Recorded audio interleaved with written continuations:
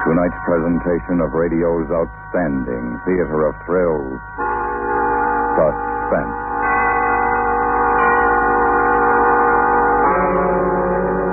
Tonight, we bring you a terrifying study of a pyromaniac.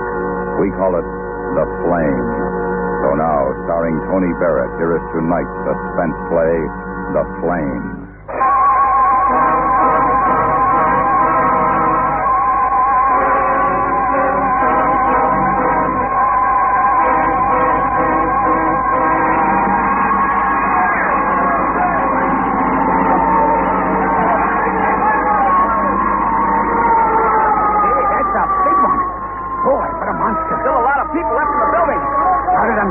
Floor. I guess so. I don't know. I just got here. Hey, you know, mister?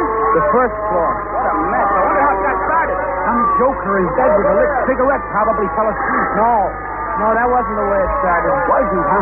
You mean that It'd take more than a little cigarette to start a fire like that? The whole apartment building's just about gone. Well, maybe the guy who owns the building started it. You know, for the insurance and all. No, he didn't have anything to do with it. Hey, just get it burned, will you? Makes kind of a pretty pattern against the sky, though, doesn't it? Pretty pattern. Are you kidding? So what are you doing? What? What are you doing with that paper? I'm drawing. I'm drawing a picture of the fire. The big, heavy man in the turtleneck sweater got flushed in the face. Red, just like the fire across the street. It was burning big now and went climbing high, way up. So high that it was going to touch off the sky, too. And just when it reached its peak, they put it out. Then there were big, black, ugly clouds of smoke. But I had the picture I'd drawn of the fire, just a pencil sketch. I colored it when I got home. Just the way I remembered. With reds, oranges, and pinks. So I go home. When I get there, my sister Mary Lee is still up. She's in her robe. She should be in bed. She has to get up and go to work early in the morning. Why is she up at this hour? Andy? Yeah. Where have you been all night? I had supper ready. You promised me you'd be home. What happened? Andy, don't just stand there. I asked you what happened. Nothing happened. I just went for a walk. What's the matter? Nothing. Just leave me alone, Mary Lee. You have to nag at me all the time. I'm not nagging at you, Andy. I'm just worried, and I get nervous when I worry, that's all. Well, forget it. I'm home and I'm all right, so just don't worry yourself anymore, okay? Okay, Andy. Wait a second. I wanted to ask you for a big favor. Can't you ask me tomorrow morning, Mary Lee? I'm awfully tired. You know Mr. Boyage in the dry goods store man, Andy? Sure, I know him. He's one of my favorite people. What about him? Well, this morning they took his wife to the hospital. To the hospital? What? Well, she's sick. Very sick, Andy. Tonight on the way home from work, Mr. Boyage stopped me and asked me if I'd talk to you about helping him. Well, sure I will, but how? Well, he may have to spend some time at the hospital with her. He doesn't have anybody he can leave in the shop to take care of it, and he thought maybe you'd help him out. Well, that'd be all right with me, but I don't know anything about the dry goods business. Oh, it isn't hard, Andy. I told him I thought you wouldn't mind at all. Besides, it'll give you a little something to do to keep you busy. You won't have to... Oh, go ahead. Say it. You won't have to roam the streets like a bum? Just like Pa used to yell at me?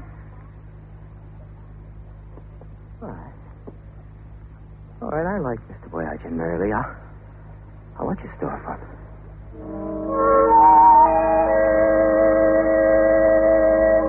Mr. Boyagin was a man who looked like Santa Claus. He had wonderful small eyes and big red cheeks. He laughed all the time. And when he laughed, his small eyes got big and they twinkled just like stars. Or like the flash of flame when you strike a match and it suddenly flares up with colors and warmth. And you get a funny sensation in your stomach.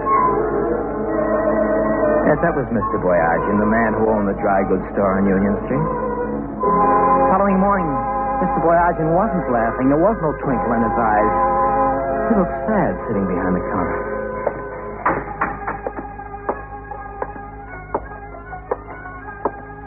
Mr. Boyagin? Huh? Oh, Andy, it's you. Hello. Excuse me, Andy. My mind is not on what is happening. It is on this music. I'm far away when I listen. Music? Yes. It is the kind of music that the missus and I used to dance to when we was like your age. It's a folk dance, Andy, from the old country. Oh, it's pretty. I like it. Mr. Boyachin, about your wife, I'm sorry she's sick. Oh, you're sorry. Everybody is sorry, Andy, the whole neighborhood. Everybody tells me how sorry they are. But me, I am sorry most of all. Is it very serious? Yes, very. Well, don't you worry. They'll take good care of it at the hospital. I know they will. Oh, I'm sure they will. Oh, she'll have the best there is to offer. She would if I could afford it. Afford it? Yes, you see, this sickness needs special kind doctor. This special doctor costs extra money. It's kind of money that I, as proprietor of this small dry goods store, do not have. I wish it was something I could do. You're a good boy, Andy. Good heart. You know, I wish I could have a son like you. Thank you, Mr. Boyachin. Thank you. I don't make the money I used to make. I can't work as hard. Sometimes I think I'd be better off if this place should burn down. I get the insurance money. Insurance money? Yeah, from fire insurance company. I never thought of that. You never thought of what, Andy? Oh, what I mean was I never thought of things like fire insurance. Of course, to do a thing like this, to even wish it, is against the law. Fire insurance is for the protection. Of course. Well, Andy, if you come to stay, I go to hospital. Yes, you go right ahead, Mr. Boyachin. I'll take care of everything. Oh, you just leave everything to me. Mr. Boyachin looked so sad and so tired as he walked out the door. Why did there have to be terrible things like this in the world? Why couldn't everything be beautiful and good? Beautiful and good like a nice big fire. Clean, warm, burning all the evil and hurt. It was so simple I had to laugh. I decided I'd use the plumber's candle and the celluloid. That way all the evidence would be destroyed. There'd be no way of investigating the claim. I started to get really excited about it. I bought what I needed. I went home. I got out Mary Lee's cake tin. I went into my room and I started to experiment.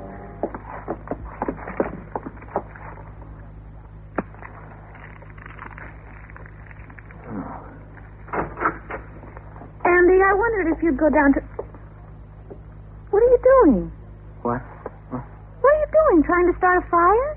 No, nothing, Mary Lee. Nothing at all. Just a little gag. Gag? With my best cake tin? I'm sorry. Gag for what? Well, Needles and I, we... Needles. Andy, you've been down to that pool room again, haven't you? So? Oh, Andy, what's the matter with you? What do you mean? I mean, other fellas your age, they're out getting jobs, doing things, but you, all you do is hang around that pool room down by the sound, take walks at night, draw pictures.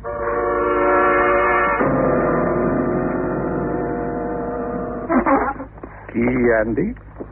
Yes, Mr. Boyachin.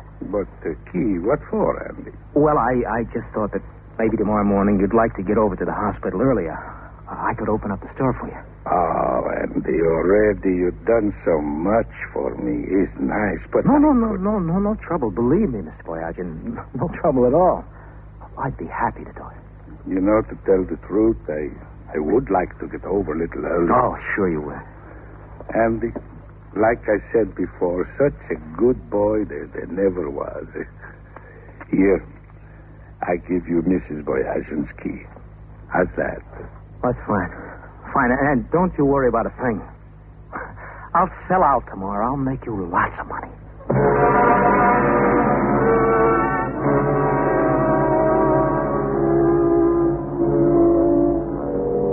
I joked with Mary Lee at dinner that night.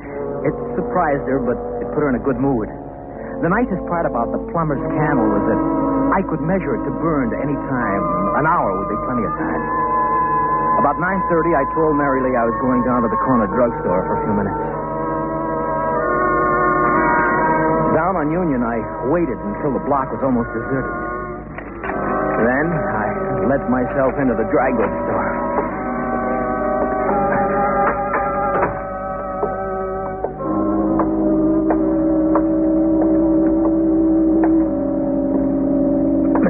Boyajian had a crate of little girls' dresses he just received.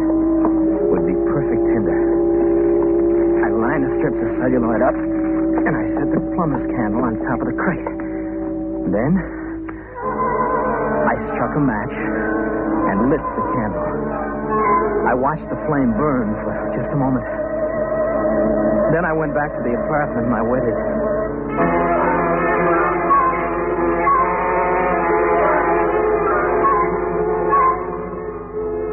Mary Lee was darning some socks.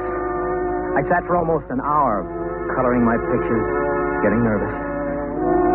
And when it was time, I asked her to go get some ice cream with me. When we got down to the street... Mary Lee, look, it's a fire. What? Come on. Oh, Andy, I hate fires. I hope it's a false alarm. No. That's false. Look, there's smoke. Plenty of smoke. Look. Hey, there it is, Mary Lee. There it is, right over there. Andy, it's Mr. Boyajian's dry goods store. Well, for heaven's sake, what do you know? Mr. Boyajian's dry goods store. Oh, isn't it terrible? He hasn't got enough trouble with his ears. Oh, don't you feel sorry for him, Mary Lee. He's got insurance. Oh, I know, but how do you know? Huh? We got to talking the other day, and he told me about it. Hey, Andy, what do you say, huh? Hot one, huh? Oh, hello, Needles. Yeah, real hot, huh? Andy, who's that they're carrying now? The old man. Mr. Boyajian. Somebody said he was passing by on his way home. He saw the fire, rushed inside, trying to put it out. Well, that was a crazy thing to do. Is he? Yeah. Look at those flames lick up at the sky. Just like a torch. A lovely, lovely torch. Oh, it's beautiful.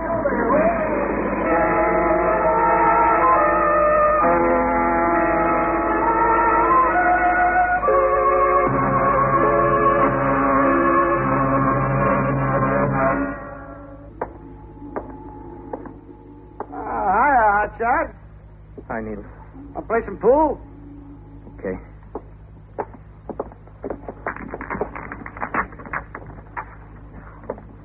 Where you been? I seen you around since the funeral.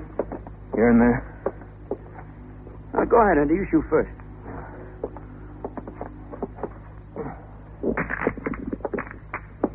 Hey, good break. Hey, that was tough about old man Boyajian, huh? No, too bad. You shouldn't have tried to put it out. Yeah. You know, at first I thought the old guy started himself, to collect the fire insurance, though, but...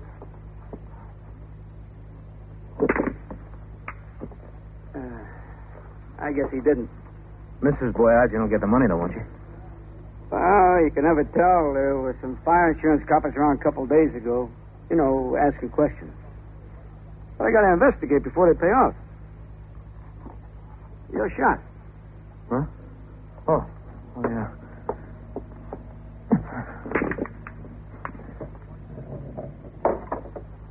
Nice. They talked to a lot of people in the neighborhood. Hey, talk to you, Andy? Hey, you were working for him, weren't you? Helping him out. So he could go to the hospital. They'll probably find out if it was a cooked-up thing or not. What do you mean, cooked up thing? Well, you still can't toss out the idea maybe Boyajian himself started the fire. He didn't. How do you know? He got burned, didn't he? Hey, maybe he got caught, trapped, couldn't get out. You shoot again, Andy. That's ridiculous. He couldn't have started. Well, how do you know? He couldn't have. He just couldn't have. Why? Why? Because. Because. Yeah? Because? Nothing. Shoot me. Because you started it? Is that maybe why? But shoot, Needles. Hey, what'd you want to do, Andy? Help the old guy out? I said shoot. Oh, that was right decent of you. You know that? And a mighty fine job, too. Hey, how much were you in for? I wasn't in for anything.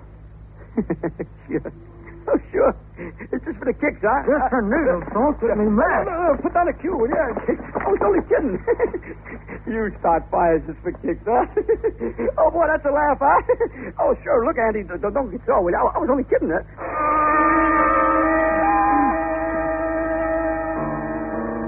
Needles was the type of guy that got into all kinds of trouble. I wish he didn't get on my nerves so much.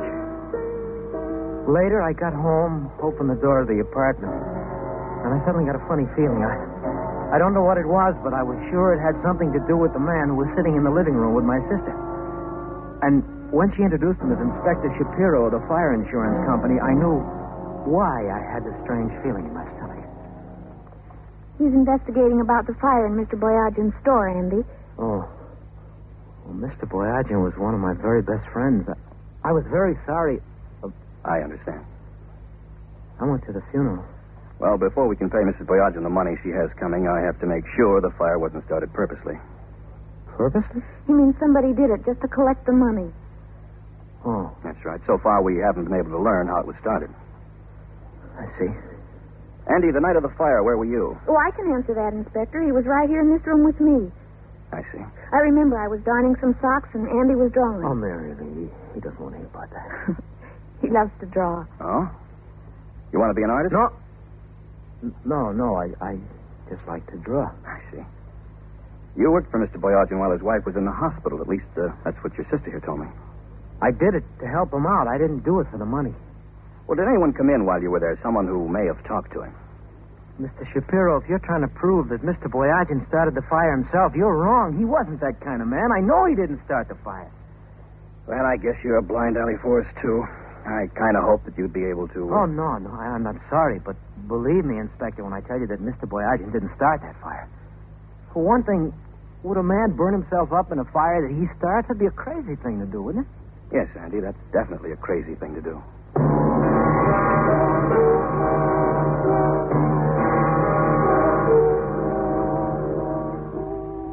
Inspector Shapiro was not a stupid man. I could see that. I was going to have to be a little more careful, for a little while anyway, until the investigation was over. I hoped that nothing would go wrong, that Mrs. Boyagin would get the money. About 2 weeks later, I saw Needles was standing in front of the pool room down near the sound. He called me over. He said he had something very important to talk to me about. So we went into the back room of the pool room. He closed the door.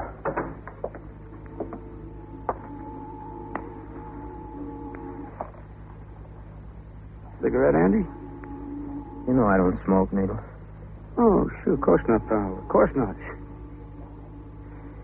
Well, Hotshot, how's firebugging these days? That's supposed to be a cute remark, Needles? Ah, what's the matter with you? Can't you take a look, kid? Not that kind. The idea of striking the matches. Huh? Oh, yeah. It's just a nervous habit. Nervous habit. Pretty flame, huh, Andy? Say what you have to say. Well, I was thinking about poor Mrs. Boyagin, Andy. What if they hold up the claim, huh? Poor Mrs. Boyagin. You're not saying anything. I got a friend. He owns a small warehouse a couple blocks from here, Andy. He don't make much money with this here small warehouse, and he'd like to get rid of it. One night, this place burns down. Just like that. It's very, very sad. But then he gets happy because he collects quite a bit of fire insurance. Fire insurance? Yeah. Fire. Insurance. Now, my friend would pay good money if his warehouse burned down. Good money. You would? You could help out poor Mrs. Boyagin, Andy. I don't know. I just think of the fun you'll have. A flame. And you'll make it. I'll make it. That's right, Andy. Next Friday night, you'll make it.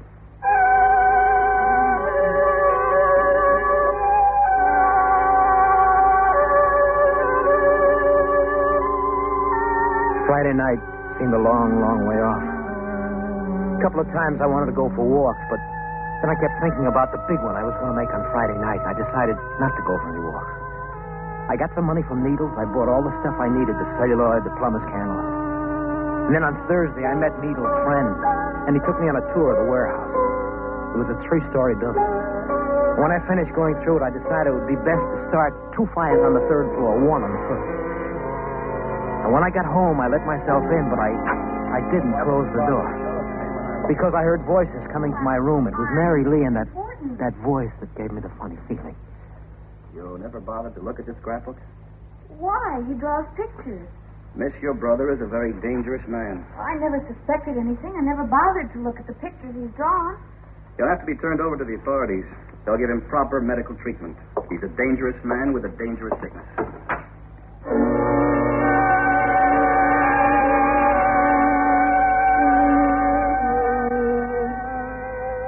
I had to act now and act fast. I called Needles, told him we had to burn his friend's warehouse tonight. Tomorrow night wouldn't be any good, because I'd have to leave Seattle now. He didn't want to at first because we hadn't planned it that way. But then he finally agreed. He met me in front of the warehouse a little before 9. I set the 2 fires up on the 3rd floor, and then we went down to the 1st. And I started another one. Oh, all right, come on. No, wait. Let's watch it for a while. You crazy, Watson? This place is going to go up like a tinderbox.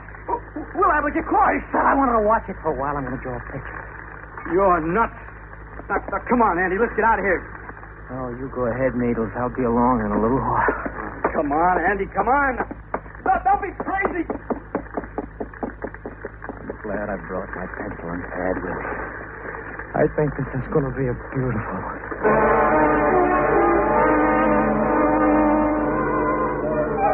And it was.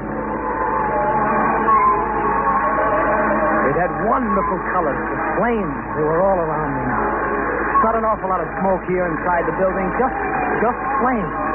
Beautiful colors, just beautiful.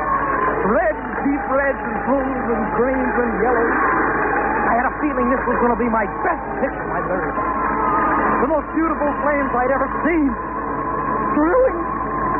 And the picture now, just one big flame.